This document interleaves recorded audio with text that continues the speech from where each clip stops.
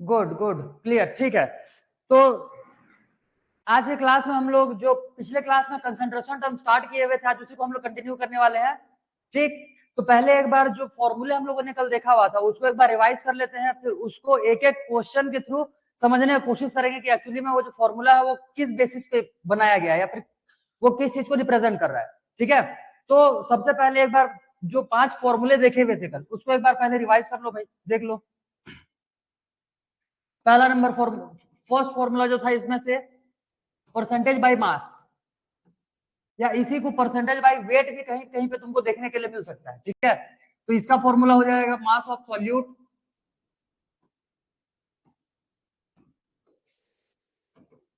Divide by mass of solution.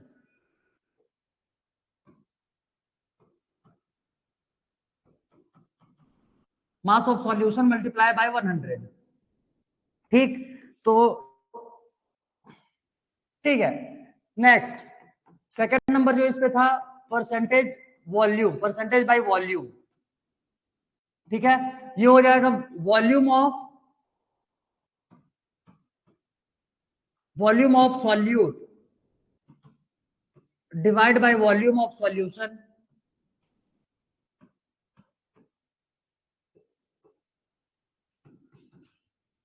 Multiply by 100। ठीक, third formula percentage mass by volume equals to ये हो जाएगा mass of solute divide by volume of solution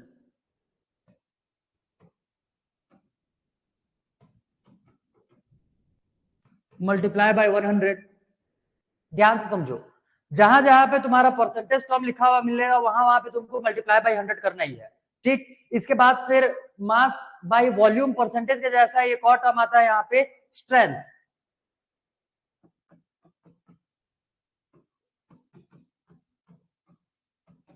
strength strength is equal to यहां से हो जाएगा mass of solute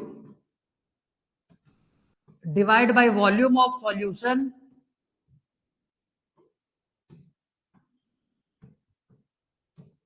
in litre. बस इसमें मल्टीप्लाई बाय 100 नहीं करना है तुमको। ठीक है, मास of solute divide by volume of solution in litre, यहाँ पे सॉल्यूशन का वॉल्यूम लीटर में लेना है। फिफ्थ, अब ध्यान से समझो कौन से फॉर्मूले में यूनिट कौन सा यूज करना है ये तुमको याद रखना है, क्योंकि सारे फॉर्मूले तुमको एक जैसा दिख रहे होंगे। ठीक, तो सारे फॉर्मूले एक ही जैसे दिखते हैं, जैसे ये स्ट्रेंथ ले लिए, एक mass of sorry percentage mass by volume ले लिए, ये दोनों फॉर्मूला एक जैसा ही है, इसमें मल्टीप्लाई बाय 100 करना होता है। और अगर सेम फॉर्मूला यहाँ पे यूज करोगे, इसमें जो दिया हुआ है अगर सेम टाइप से यहाँ पे फॉर्मूला यूज करोगे, इसको अगर लीटर में ना लेना रहा तब के केस में इसको मिलीलीटर में जनरली क्वेश्चन में दिया हुआ रहता है, तो इसको ml का ml ही रहने दो और मल्टीप्लाई बाय यहाँ पे ये 1000 हो जाएगा। बोलने का मतलब परसेंटेज मास बाय वॉल्यूम जिसमें कि हम लोगों ने मल्टीप्लाई 100 का किया हुआ है, इसी में अगर मल्टीप्लाई 1000 का करते हो तब के केस में वही फॉर्मूला तुम्हारा हो जाएगा स्ट्रेंथ के लिए। क्लियर, तो स्ट्रेंथ के लिए कोई दूसरा और नया सा कोई चीज नहीं है ये। ठीक है, बस इसमें हम लोग को 1 लीटर सॉल्यूशन में देखना रहता है कि सॉल्यूट कितना अवेलेबल है या प्रेजेंट है, और इसमें जो भी सॉल्यूशन है जितने भी अमाउंट का सॉल्यूशन प्रेजेंट है उसमें सॉल्यूट कितना है वो देखना होता है। क्लियर, स्ट्रेंथ स्ट्रेंथ के बाद नेक्स्ट पीपीएम या फिर पीपीबी। इसके लिए फॉर्मूला देखा हुआ था mass of solute divide by mass of solution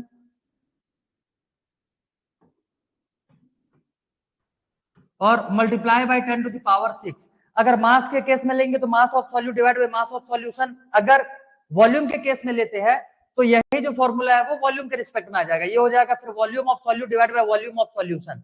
ठीक है, multiply by 10 to the power 6। अगर ये पीपीएम निकालने के लिए बोलता है पार्ट्स पर मिलियन, तब के केस में 10 टू द पावर 6 का मल्टीप्लाई करोगे, और अगर पीपीबी निकालने के लिए बोलता है पार्ट्स पर बिलियन, तब के केस में ये 10 टू द पावर 9 चला जाएगा ये। ठीक है, चलो भाई, तो ये 5 फॉर्मूले होने के बाद अब इन्हीं से रिलेटेड पहले क्वेश्चन देख लेते हैं, फिर उसके बाद फिर आगे के जो कंसंट्रेशन टर्म्स है उनको फिर देखेंगे एक एक करके। ठीक,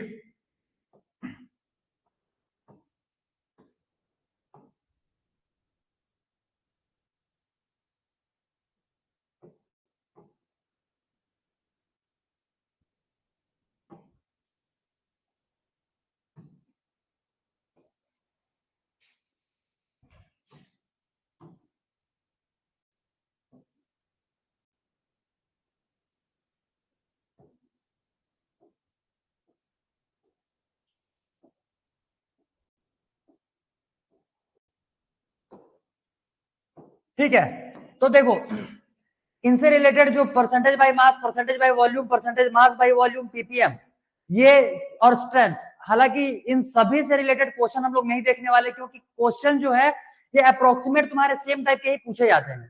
ठीक, बस तुमको परसेंटेज बाय मास के लिए तुमको मासेस गिवन रहेंगे, जो भी सब्सटेंसेस रहेगा, ऊपर से अगर वॉल्यूम निकालना रहा परसेंटेज बाय वॉल्यूम, तो मास की जगह पे तुमको वॉल्यूम देखने के लिए मिलेगा। तो बहुत ज्यादा डिफरेंस नहीं आता इनके क्वेश्चन पूछने के तरीके में। तो सारे टाइप के क्वेश्चंस हम लोग कवर करेंगे, ये जरूरी नहीं है। इंपॉर्टेंट हम लोग बस उन्हीं इंपॉर्टेंट क्वेश्चंस को देखेंगे जिनसे कि सारे के सारे टाइप के फॉर्मूले जो है ये कवर हो जाए। ठीक, पहले क्वेश्चन को रीडिंग करो। ये जो फर्स्ट क्वेश्चन है इसको रीडिंग लगाओ पहले जल्दी।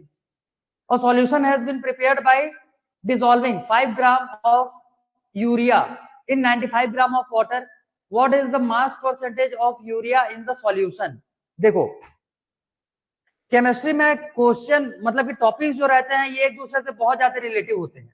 ठीक है, टॉपिक्स एक दूसरे से रिलेटिव होते हैं। इनसे रिलेटेड जो क्वेश्चन है हम लोगों ने पहले भी पढ़ चुका है।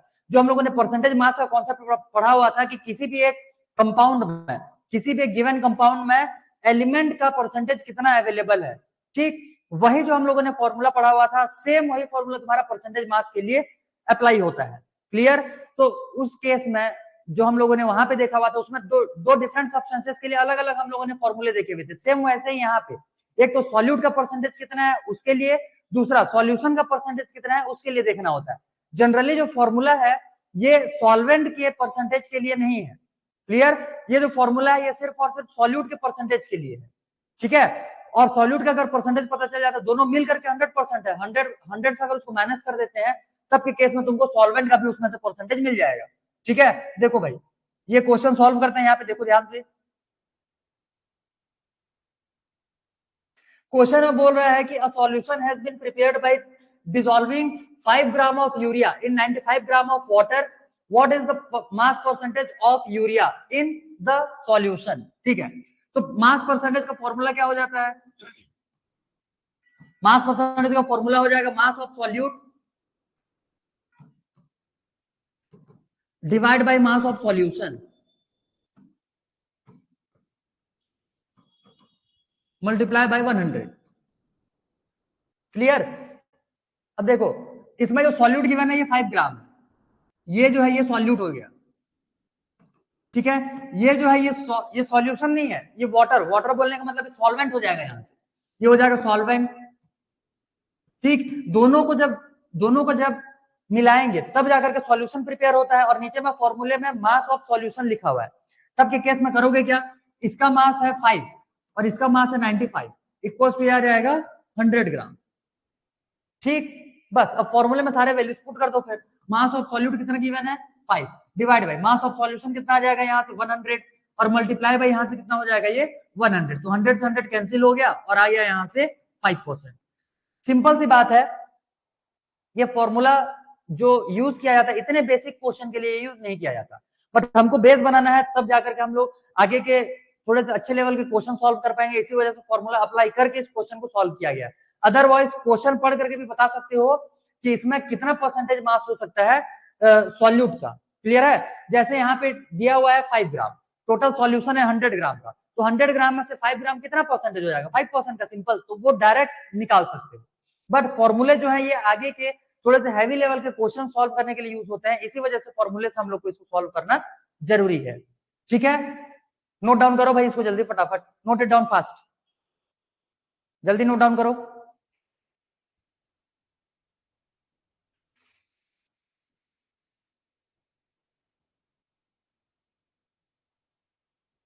Done, done, good. अब देखो मैंने प्रीवियस क्लास में ही बताया हुआ था कि अब जब हम लोग सॉल्यूट को रिप्रेजेंट करेंगे किसी चीज से, किसी वेरिएबल से, तब के केस में ये हम लोग सॉल्यूट को बी से रिप्रेजेंट करने वाले हैं और सॉल्वेंट जो है इसको हम लोग ए से रिप्रेजेंट करने वाले हैं।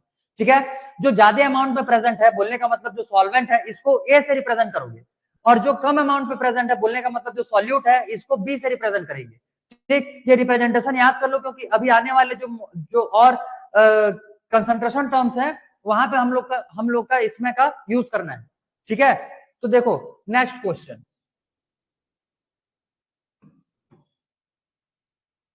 ठीक, क्वेश्चन में क्या बोल रहा है एक बार रीडिंग करो जल्दी फटाफट। Calculate the masses of cane sugar and water required to prepare 250 gram of 25% solution of sugar cane. ठीक है, मतलब केन शुगर. ठीक, एक बार ट्राई करने की कोशिश करो जल्दी.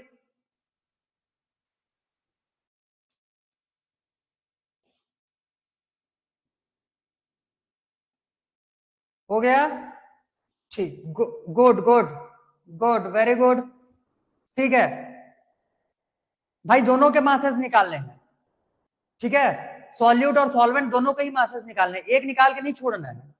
ठीक, देखो ध्यान से, क्वेश्चन क्या बोल रहा है यहाँ पे कि calculate the masses of cane sugar and water required to prepare 250 gram of 25% solution. बोलने का मतलब क्वेश्चन में तुमको परसेंटेज मास का वैल्यू गिवन है. ठीक, क्या दिया हुआ है? Mass percentage equals to mass of solute divide by mass of solution multiply by 100. ठीक, मास परसेंटेज का वैल्यू यहाँ पे क्वेश्चन में गिवन है 25 equals to mass of solute, ये फाइंड आउट करना है. ठीक है, तो यहां से इसको हम लोग x मान लेते हैं. मास ऑफ सॉल्यूशन गिवन है ये 250 ग्राम, ये गिवन है 250 ग्राम. ठीक, और मल्टीप्लाई बाय 100. ठीक है भाई, 0 से 0 कैंसिल हो गया, x का वैल्यू निकाल लो, ये हो जाएगा 25 मल्टीप्लाई बाय 25 और डिवाइड बाय यहां से आ जाएगा ये 10. बोलने का मतलब 25 जो 625 और डिवाइड बाय 10 62.5. ठीक है, तो ये जो है ये 62.5 जो है ये मास आया हुआ है सॉल्यूट का. क्लियर, ये मास आया हुआ है सॉल्यूट का. बोलने का मतलब मास ऑफ बी, ये हो जाएगा मास ऑफ सॉल्यूट. ठीक, हमको मास ऑफ सॉल्वेंट भी निकालना है. मास ऑफ सॉल्वेंट ये है water equals to mass of the solvent equals to, ये हो जाएगा टोटल मास कितना दिया हुआ है 250 minus minus mass of solute, इसमें से निकाल देंगे तो मास ऑफ सॉल्वेंट बच जाएगा, फिर ये हो जाएगा 62.5. माइनस करो इसको, ये आ जाएगा 5 और 9 में से 2 ये हो जाएगा 7 और 14 16, ये हो जाएगा 8 और ये हो जाएगा 187.5. ठीक, तो 187.5 ग्राम का इसमें से क्या आ जाएगा? वाटर. क्लियर, समझ में आया इतना? ठीक है भाई, जल्दी नोट डाउन करो इसको फटाफट. ठीक है भाई, देखो आगे नेक्स्ट क्वेश्चन, एक बार पढ़ो इसको और सॉल्व करने की कोशिश करो जल्दी फटाफट. एक बार क्वेश्चन पढ़ करके सॉल्व करने की कोशिश करो. Calculate the mass percentage of benzene and carbon tetrachloride if 22 gram of benzene is dissolved in 122 gram of carbon tetrachloride.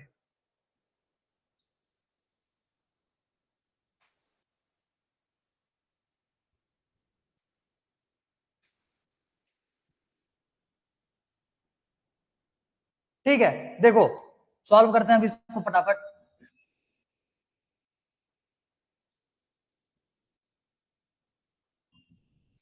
Question बोल रहा है calculate the benzene percentage of mass percentage of benzene C6H6 and carbon tetrachloride if 22 gram of benzene is dissolved in 122 gram of carbon tetrachloride. ठीक है भाई, देखो तो question में क्या बोल रहा है यहाँ से कि मास परसेंटेज निकालना है, तो परसेंटेज मास का फॉर्मूला हमको पता ही है, equals to mass of solute. मैं फॉर्मूला और बार बार नहीं लिख रहा, mass of solute divide by mass of solution हो जाएगा. अब मास ऑफ सॉल्वेंट दिया हुआ है, सॉल्यूट दिया हुआ है और मास ऑफ सॉल्वेंट दिया हुआ है. ठीक है, तो इन दोनों को ऐड करके तुम्हारा मास ऑफ सॉल्यूशन आएगा.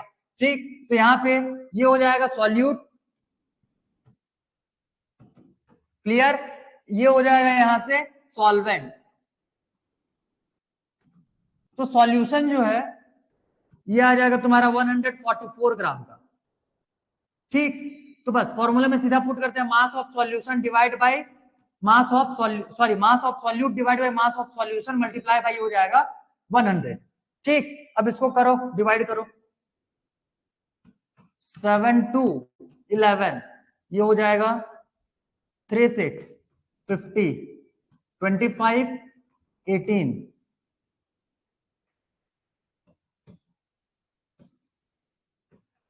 260 wait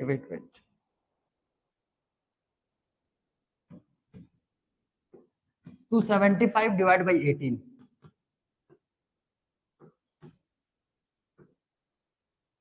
तो समथिंग कुछ आएगा 15.2%। ठीक है, ये आ जाएगा 15.2%। ये हो जाएगा मास ऑफ सॉल्यूट का परसेंटेज मास। क्लियर।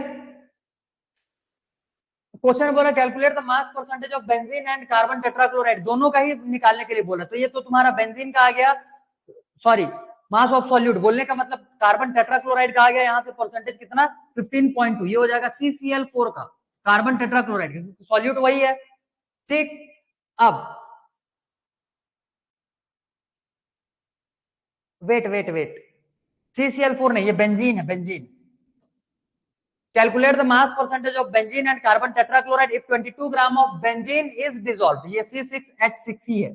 ठीक है, ये हो जाएगा C6H6, ये बेंजीन का मास आ गया। अब कार्बन टेट्राक्लोराइड का अगर निकालना है तो 100 से इसको माइनस कर लो, 100 से, क्योंकि दोनों ही जो कंपोनेंट्स रहेंगे ये टोटल 100% फॉर्म कर रहे होंगे। अगर 15.2% अगर वहां पे सॉल्यूट है तो जो सॉल्वेंट रहेगा ये 100 से माइनस करने के बाद तुमको मिल जाएगा। तो यहां से आ जाएगा percentage mass of CCl4 carbon tetrachloride equals to हो जाएगा 100 माइनस 15.2 इक्वल्स टू हो जाएगा कितना 84.8%। ठीक है, ये हो गया 15.2%, ये हो जाएगा 84.8%। डन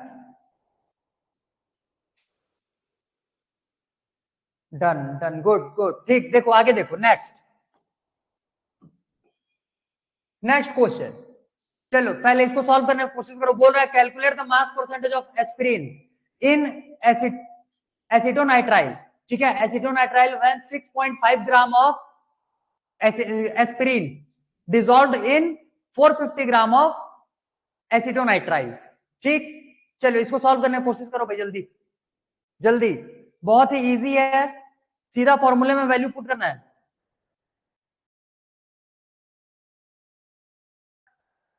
देखो अब आगे मैं इसको सॉल्व करता हूं ध्यान से।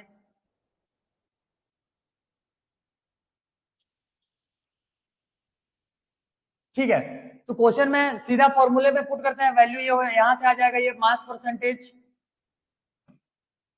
Equals to mass of solute given है 6.5 divide by mass of solution.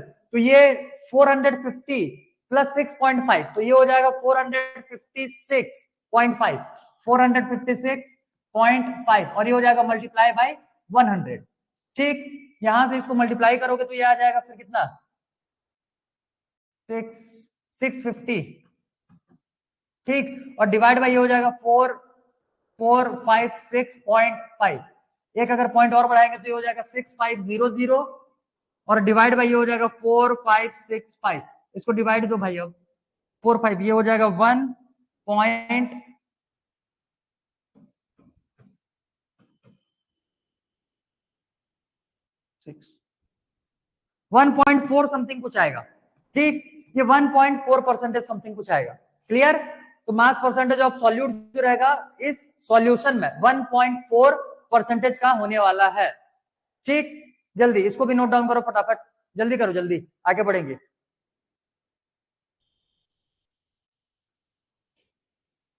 हो गया,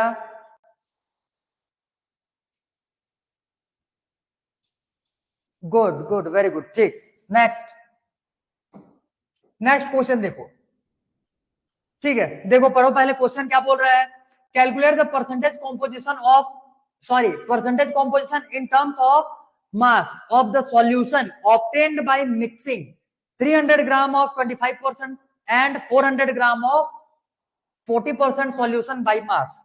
ठीक है, चलो एक बार सोचो इसमें से कि क्वेश्चन क्या पूछ रहा है और इसको सॉल्व किस टाइप से किया जाना चाहिए, किस टाइप से किया जा सकता है। सोचो थोड़ा सा और खुद अपने कॉपी में जो भी यहाँ पे गिवन है उसको लिखने की कोशिश करो। फिर मैं जब यहाँ पे लिखूंगा एक एक चीजों को तो मैच करना कि एक्यूरेट लिखे हुए हो या फिर नहीं। पहले यहां से सारी चीजें आइडेंटिफाई करो, क्या क्या गिवन है।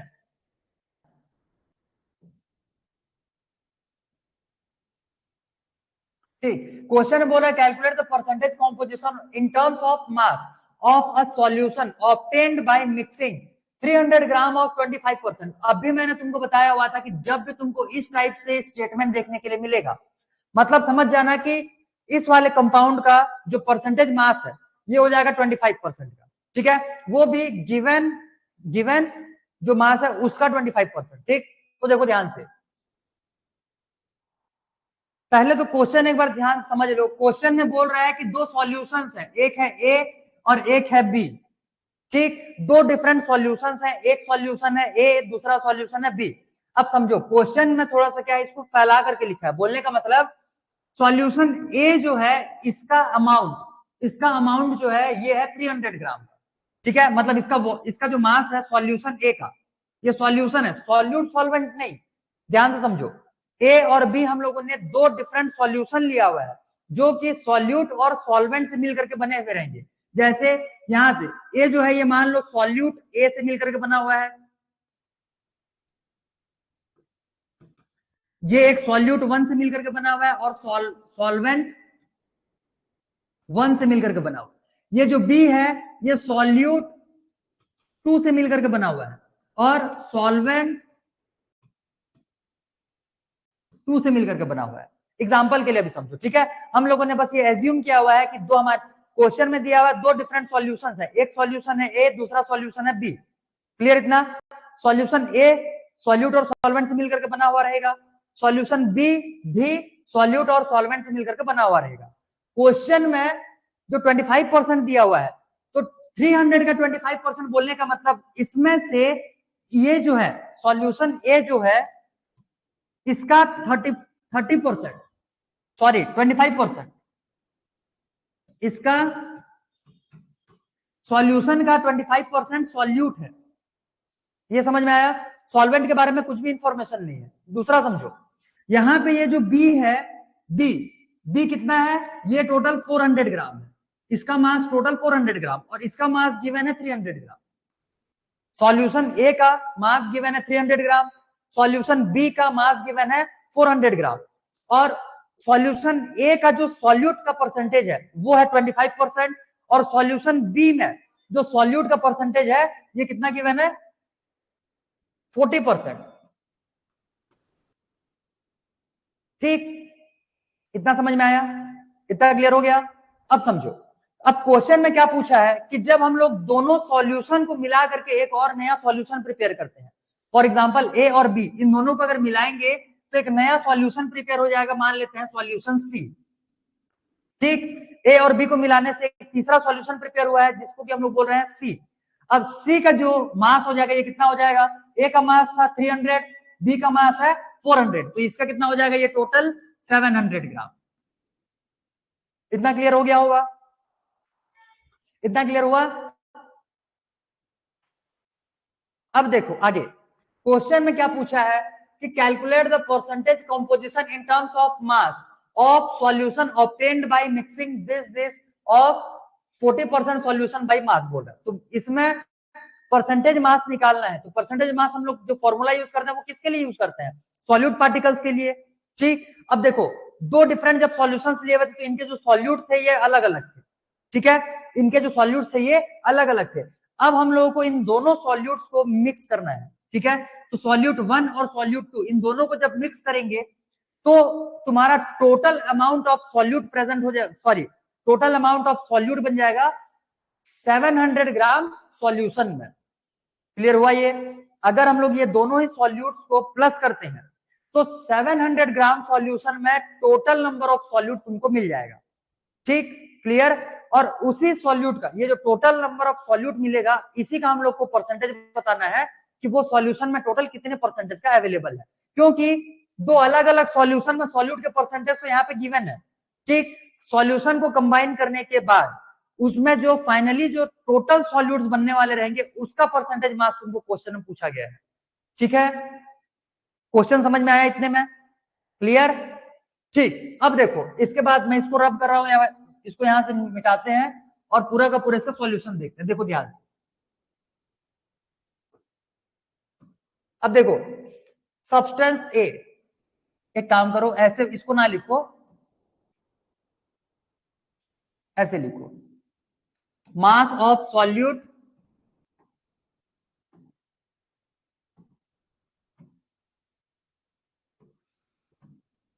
Present in 300 gram solution equals to, ये कितना आ जाएगा 25% ऑफ 300।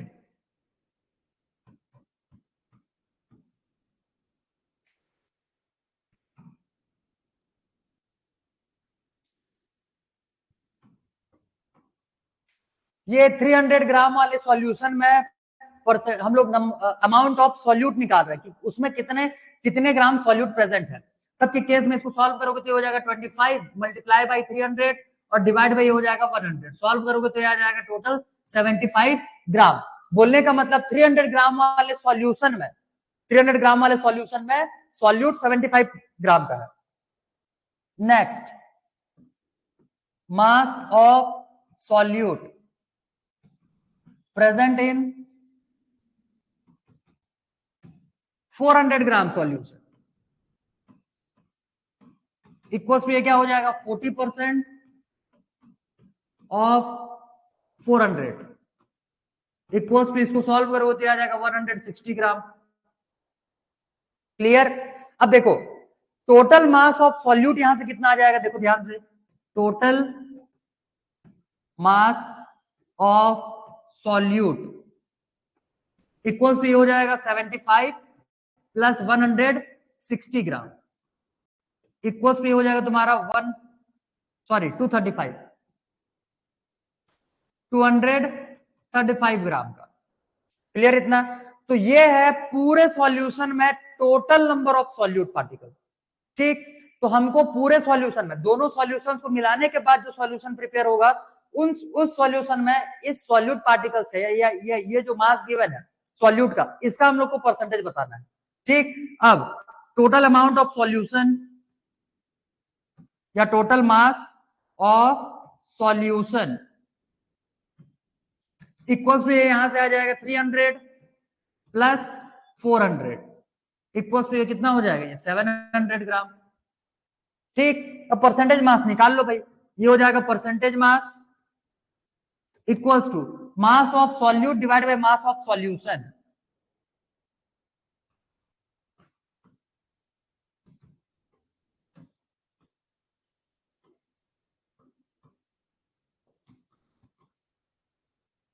ठीक है, multiply by 100 equals to mass of solute कितना गिवन है 235 डिवाइड बाय ये कितना है 700 और मल्टीप्लाई बाय ये हो जाएगा 100। ये दोनों कैंसिल और फिर 7 3 जा तो 21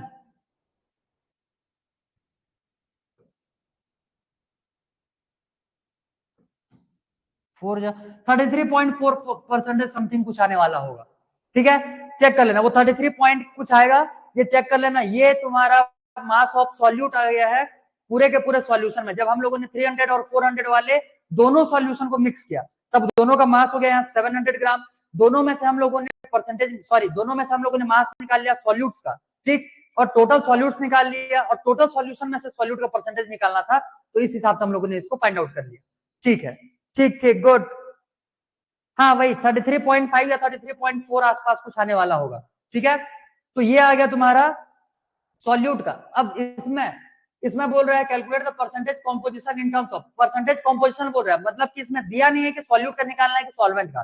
तो जब इस टाइप का क्वेश्चन तुम्हारे सामने में आएगा तब के केस में ये तो हम लोगों ने सॉल्यूट का परसेंटेज निकाल दिया, इसी को 100 से माइनस कर लो और इसी को 100 से माइनस करने के बाद जो तुम्हारा आंसर आएगा वो हो जाएगा तुम्हारे सॉल्वेंट का परसेंटेज। ठीक है, तो जब भी स्पेसिफाई ये ना करे कि तुमको परसेंटेज किसका निकालना है, ठीक, तो दोनों ही निकाल करके वहां पे दिखा दो।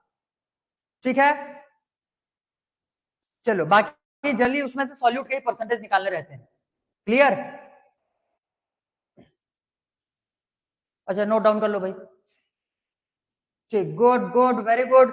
ठीक है, सभी के आंसर सही है। ठीक है, चलो आगे बढ़ा जाएगा। नेक्स्ट क्वेश्चन, चलो भाई नेक्स्ट क्वेश्चन, बहुत ही इजी सा क्वेश्चन है, इसको सॉल्व करने की कोशिश करो एक बार जल्दी। 1 litre of sea water weight 1050 gram, ठीक, and contains 6 multiply by 10 to the power -3 gram of dissolved oxygen gas, ठीक है। Calculate the concentration of dissolved oxygen in ppm, बोलने का मतलब पार्ट्स पर मिलियन में कैलकुलेशन करना है, ठीक। फॉर्मूला तुमको वही यूज करने हैं, बस पीपीएम के फॉर्मेट में यूज करो, और क्वेश्चन में तुमको मास में गिवन है, यहाँ पे मास गिवन है तो इसको मास के टर्म वाले फॉर्मूले को यूज करना है, ठीक है। जल्दी सॉल्व करने की कोशिश करो, ठीक है। चलो सॉल्व करता हूं मैं, यहाँ पे देखो मैच करते हुए चलना, जिसका जिसका होते हो गया है मैच करते हुए चलो। 1 litre of sea water weight दिया हुआ यहाँ पे 1050 ग्राम एंड कंटेन्स इतना ग्राम ऑफ डिसॉल्व्ड ऑक्सीजन, बोलने का मतलब ऑक्सीजन जो है यहाँ पे ये हो जाएगा सॉल्वेंट, सॉरी सॉल्यूट, ये हो जाएगा यहाँ से सॉल्यूट, और सॉल्वेंट जो है ये दिया हुआ है यहाँ से वाटर, सी वाटर यहाँ पे सॉल्यूशन, सॉरी सी वाटर जो है यहाँ पे सॉल्यूशन गिवन है, ये सॉल्वेंट नहीं है, ठीक, क्योंकि सी वाटर यहाँ देखो, अगर यहाँ पे फ्रेश वाटर लिखा हुआ रहता तब के केस में वो सॉल्यूशन नहीं सिर्फ और सिर्फ सॉल्वेंट होता, समझ में आया इतना। लेकिन यहाँ पे सी वाटर लिखा हुआ है, सी वाटर लिखा हुआ है बोलने का मतलब सी वाटर ऑलरेडी सारे के सारे पार्टिकल्स कंटेन करता है, ठीक है। तो सी वाटर से ही बस तुमको यहाँ पे दिमाग में बिठाना है कि सी वाटर सॉल्वेंट नहीं होगा, सी वाटर लिखा हुआ है तो वो सीधा का सीधा सॉल्यूशन लिखा हुआ है, ठीक है। चलो भाई, तो ये सॉल्यूशन का ही यहाँ पे अमाउंट अवेलेबल है। अब देखो ध्यान से, यहाँ पे क्या हो जाएगा, क्वेश्चन में बोल रहा है, क्या पूछा है, 1 litre, calculate the concentration of dissolved oxygen, ठीक है, इन पीपीएम, तो यहां से हम लोग कंसंट्रेशन निकालेंगे।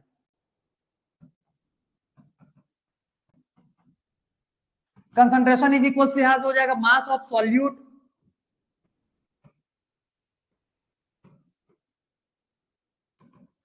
Divide by mass of solution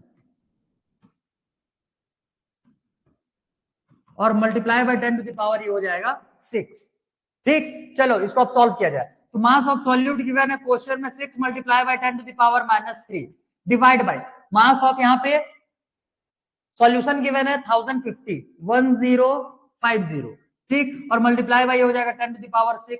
अब इसको आगे सॉल्व करते हैं, देखो ये हो गया 6 multiply by 10 to the power -3, और इसको हम लोग लिख सकते हैं 1.050 multiply by 10 to the power 3, ठीक। अब पॉइंट लगाया है तो इसमें 10 का पावर में पॉजिटिव लोगे, ठीक है, नेगेटिव नहीं आएगा ये। आगे देखो मल्टीप्लाई बाय ये हो गया 10 to the power 6, unit sorry exponent वाले फॉर्मूले यूज करो, 10 टू द पावर 3 नीचे में है, ये ऊपर जाएगा तो 10 टू द पावर -3 बन जाएगा, और 10 टू द पावर -3 और ये 10 टू द पावर -3 दोनों आपस में मिलकर के 10 टू द पावर -6 बना लेंगे, ये हो जाएगा 6 multiply by 10 to the power -6 multiply by 10 to the power 6, और डिवाइड बाय यहाँ पे क्या बचा हुआ है 1.050, ठीक है। 10 to the power -6 10 to the power 6 cancel हो गया, 1.050, इसको जब डिवाइड देंगे तो ये एक काम कर लो, इसको 6000 बना लो, ये हो जाएगा 6000 और डिवाइड बाय ये हो जाएगा 1050।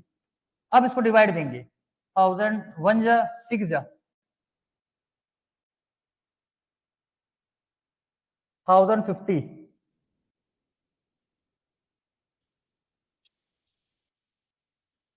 देखो इसको ये कितना टाइम 5 आ जाएगा 5.7, ठीक है, ये 5.7 आएगा, ठीक है। 5.7 परसेंटेज ना लिखना इसमें, ये इसमें परसेंटेज नहीं आने वाला, ठीक है। 5.7 पीपीएम, ठीक, 5.7 पीपीएम, ठीक है। नोट डाउन करो इसको भाई जल्दी,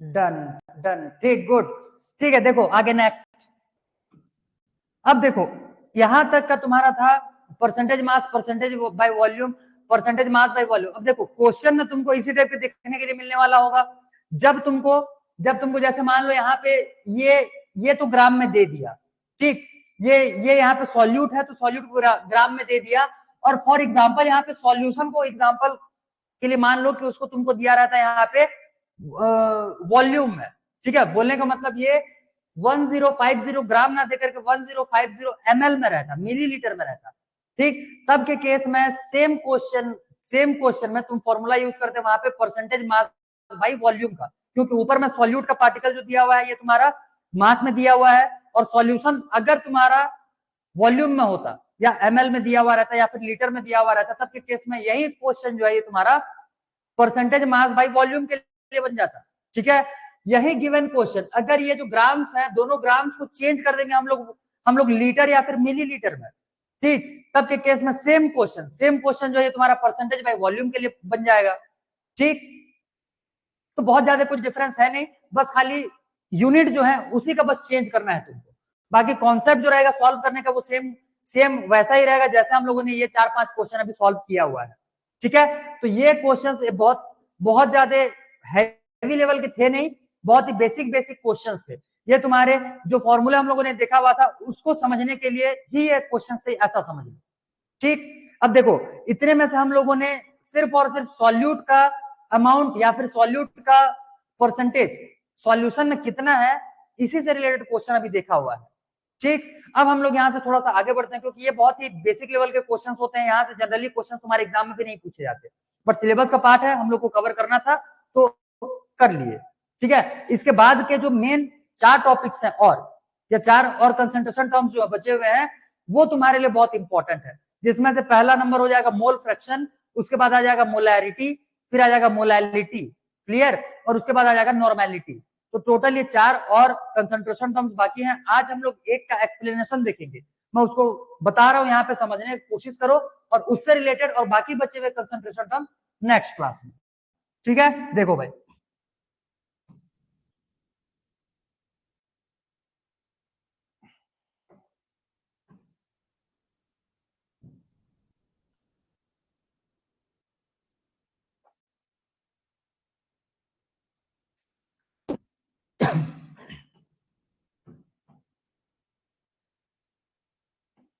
ठीक, तो 5 कंसंट्रेशन टर्म्स होने के बाद 6th नंबर लगाओ हेडिंग, ये हो जाएगा मोल फ्रैक्शन।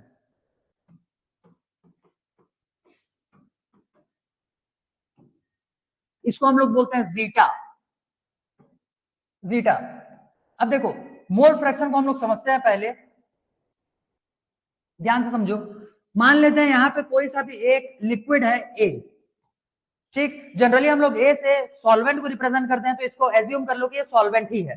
इसका नंबर ऑफ मोल्स मान, क्योंकि हम लोगों ने मोल कॉन्सेप्ट पढ़ चुका है, ठीक, तो नंबर ऑफ मोल्स मतलब तुम्हारे दिमाग में आ जाना चाहिए कि वो ग्राम मॉलिक्यूल, सॉरी 1 ग्राम एटम्स की बात कर रहा है, या फिर 1 ग्राम मॉलिक्यूल्स की बात कर रहा है, या फिर नंबर की बात करें तो 6.02 into 10 to the power 23 particles की बात कर रहा है, या फिर वॉल्यूम की अगर बात किया जाए तो 22.4 लीटर की बात कर रहा है।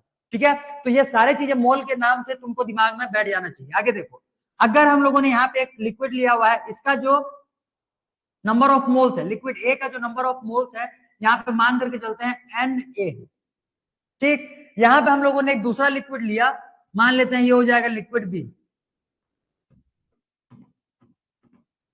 ठीक, इसका नंबर ऑफ मोल्स मान करके चलते हैं हम लोग है Nb। ठीक है, मान लेते हैं ये Na मोल में प्रेजेंट है और ये Nb मोल में प्रेजेंट है। दूसरे तरीके अगर नंबर से समझना चाहो तो ऐसे समझ लो, मान लो कि ये जो है ये 1 मोल प्रेजेंट है, ठीक, और ये मान करके चलो कि ये 2 मोल प्रेजेंट है। ठीक है, अगर हम लोग दोनों को ही यहाँ पे मिलाते हैं, दोनों ही लिक्विड्स को आपस में मिलाते हैं, तो ये सॉल्यूशन बन जाएगा, ए बी का पूरा सॉल्यूशन बन जाएगा ये। ठीक है, ए बी का ये पूरा सॉल्यूशन बन जाएगा। अब देखो ध्यान से, यहाँ पे ए का जो नंबर ऑफ मोल है ये है Na, बी का जो नंबर ऑफ मोल है ये है Nb। ठीक, या इसी को अगर नंबर के एग्जांपल से देखोगे तो मान लेते हैं कि ए का नंबर ऑफ मोल है 1 मोल का और बी का नंबर ऑफ मोल है यहाँ पे 2 मोल का। अब ध्यान से समझो, टोटल नंबर ऑफ मोल्स जो है ऑफ पार्टिकल्स इस पूरे सॉल्यूशन में कितना हो जाएगा, अगर इस हिसाब से देखेंगे तो टोटल नंबर ऑफ मोल्स हो जाएगा यहाँ पे 3 मोल्स। क्लियर इतना? अब अगर हम लोग निकालते हैं मोल फ्रैक्शन ऑफ ए, यहां से अगर निकालेंगे मोल फ्रैक्शन ऑफ ए, इसको रिप्रेजेंट करेंगे हम लोग जीटा ए से। जीटा ए का मतलब क्या हो जाएगा यहां से, मोल फ्रैक्शन ऑफ ए। ठीक, अगर हम लोग मोल फ्रैक्शन ऑफ ए निकालते हैं तो number of moles of A in the solution, तो क्या हो जाएगा ये number of moles of A in the solution. बोलने का मतलब यहाँ पे ये 1 आ गया, divide by total number of moles, तो टोटल नंबर ऑफ मोल्स यहाँ पे 3 हो गया।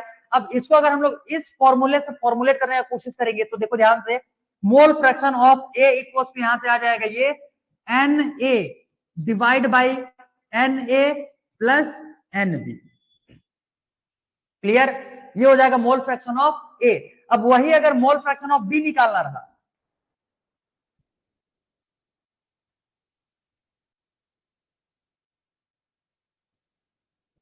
देखो ये तो आ गया मोल फ्रैक्शन ऑफ ए, हाँ क्लियर है, मोल fraction of A.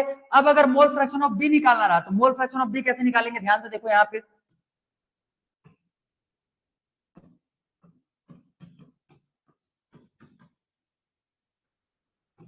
Mole fraction of B, इसको रिप्रेजेंट करेंगे हम लोग जीटा बी से, equals to total number of moles, तो नीचे में आएगा ही आएगा, तो ये हो जाएगा टोटल नंबर ऑफ मोल्स यहाँ पे है 3, और number of moles of B, तो number of moles of B कितना हो जाएगा यहाँ से 2। क्लियर? तो अगर इसको हम लोग फॉर्मुलेट करना चाहें तो ये हो जाएगा एन बी डिवाइड बाई, ये हो जाएगा N A plus N B. Clear? इतना समझ में आ गया? अब एग्जांपल के लिए और समझो कि यहाँ पे मान लो कोई सा एक सॉल्यूशन सी भी प्रेजेंट होता, एक लिक्विड सी भी प्रेजेंट होता जिसका कि नंबर ऑफ मोल यहाँ पे एन सी आ जाता, तब के केस में जो फॉर्मूला बन करके आएगा क्या हो जाएगा, यहाँ पे मोल फ्रैक्शन ऑफ ए, बोलने का मतलब जीटा ए का फॉर्मूला बन जाएगा एन ए डिवाइड बाई, अब तो total number of moles in the solution अब तो बढ़ गया, अब ये क्या हो जाएगा N A plus N B plus N C. ठीक? अगर तीसरा लिक्विड आ गया तब के केस में जीटा ए और जीटा बी क्या हो जाएगा, यहां से formula zeta B is equal to N B divide by N A plus N B plus N C, और यहीं से फिर तुम्हारा जीटा सी का भी वैल्यू निकल जाएगा, जीटा सी इक्वल टू हो जाएगा N C divide by N A plus N B plus N C. तो अगर 3 लिक्विड्स हैं तब के केस में ये वाला फॉर्मूला यूज करोगे, अगर 2 लिक्विड्स हैं तब के केस में ये फॉर्मूला, अगर 4 लिक्विड्स आएंगे तो फिर उसका फॉर्मूला आप खुद से बना सकते हो। समझ में आया ये बात? ठीक है? अगर वो नंबर ऑफ लिक्विड्स जितने रहेंगे उनके तुमको नंबर ऑफ मोल्स क्वेश्चन नहीं गिवन रहेगा, नहीं रहेगा, तब फिर हमको नंबर ऑफ मोल्स निकालना आता है। पहले इसको नोट डाउन करो, फिर यहां से आगे बढ़ेंगे, जल्दी इसको नोट डाउन करो, तो फिर नंबर ऑफ मोल्स के रिस्पेक्ट में भी यहां से फॉर्मूला बनाते हैं, जल्दी करो।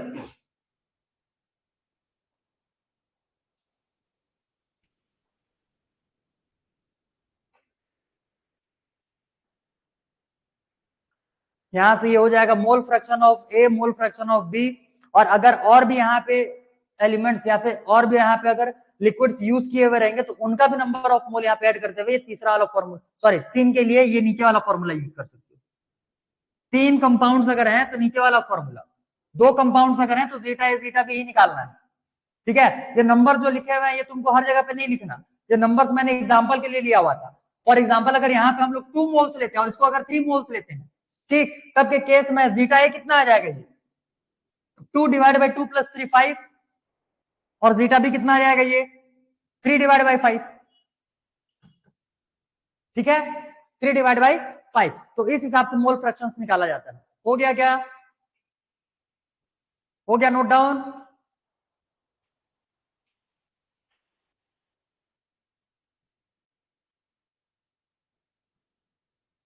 ठीक, देख इसमें भी बहुत सारा मतलब कोई नया कॉन्सेप्ट ऐसा यूज नहीं हुआ है, पिछले वाले क्वेश्चन में हम लोगों ने मास के बेसिस पे निकाला हुआ था।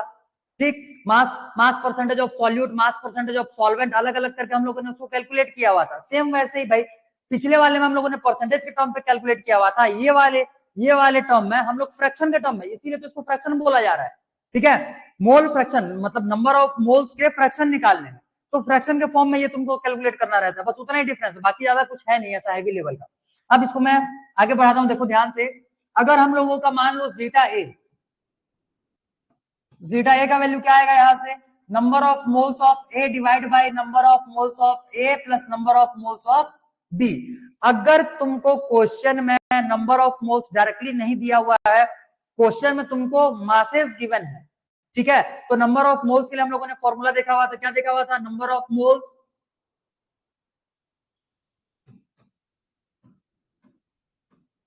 इक्वल्स टू गिवन मास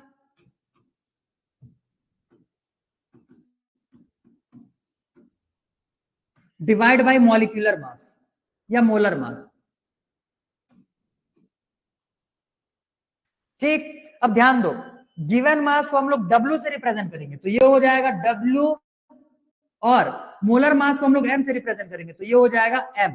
ठीक है, अभी के लिए यहाँ पे, क्योंकि अभी आने वाले जो दो और कंसंट्रेशन टर्म है तो इस स्मॉल m का यूज हम लोग उधर दूसरे कंसंट्रेशन टर्म को रिप्रेजेंट करने के लिए करने वाले हैं। यहाँ के लिए बस याद रखो, गिवन मास को हम लोगों ने W से रिप्रेजेंट किया हुआ है और मोलर मास को हम लोगों ने M से रिप्रेजेंट किया हुआ है। अब देखो ध्यान से, यही फॉर्मूला क्या बन जाएगा, नंबर ऑफ मोल्स के लिए लिखेंगे हम लोग given mass divide by molar mass, तो ये हो जाएगा WB divide by MB whole divide by NA का मतलब हो जाएगा ये WA divide by MA plus NB के लिए फॉर्मूला हो जाएगा WB डिवाइड बाई MB। तो ये तुम्हारे मास के टर्म में फॉर्मूला कन्वर्ट हो गया। अब given mass divide by molar मास ये सॉल्वेंट का हो जाएगा, सॉरी सॉल्यूट का हो जाएगा, given mass divide by molar मास ये सॉल्यूट का, given mass divide by molar मास ये सॉल्वेंट। बोलने का मतलब यहीं पे तुम्हारे सारे के सारे टर्म्स आ गए। अब इसी के बेसिस पे अगर जीटा भी निकालना चाहो तो जीटा भी का फॉर्मूला क्या आ जाएगा, zeta B is equals to NB divide by ये हो जाएगा NA plus NB equals to, यहां से आ जाएगा WA, अच्छा ये WA है, weight WA divide by MA। ठीक, यहां से आ जाएगा WB, क्योंकि ऊपर में ये NB है, यहाँ पे ये NA लिया हुआ था, ये हो जाएगा WB डिवाइड बाई MB। ठीक, और होल डिवाइड बाई, फिर यही same WA divide by MA और WB divide by MB, WA divide by MA plus WB divide by MB। ये गिवन मास के टर्म पे अगर तुम्हारा फॉर्मूला बनाना हुआ रहा या फॉर्मूला अगर यूज करना रहा, तब के केस में ये दोनों फॉर्मूले तुमको यूज करना है। ठीक है, इतना समझ में आ गया?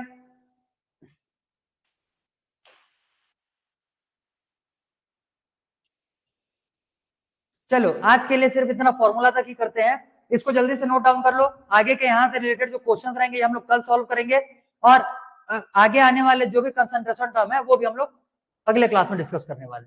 ठीक है, चलो भाई आज के लिए इतना ही।